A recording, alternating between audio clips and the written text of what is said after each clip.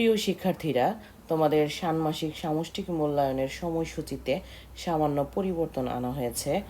তোমাদের আগামী 13ই জুলাই 2024 তারিখ ষষ্ঠ থেকে নবম শ্রেণীর যে পরীক্ষাটি ছিল, সে একই দিনে অষ্টাদশ শিক্ষক নিবন্ধন পরীক্ষা 2023-এর লিখিত পরীক্ষা অনুষ্ঠিত হবে।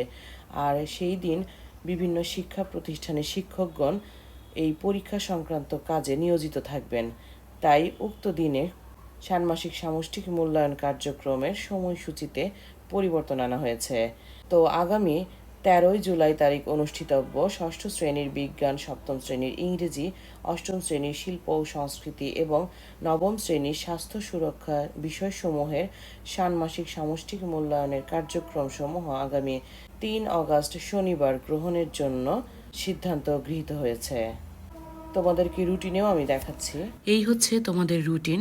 3 তারিখ থেকে মূল্যায়ন শুরু।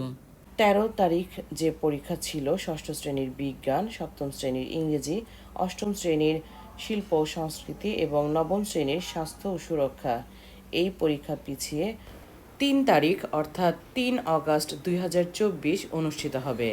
এই ছিল ষান্মাসিক সামষ্টিক মূল্যায়ন 2024-এর সামান্য পরিবর্তন।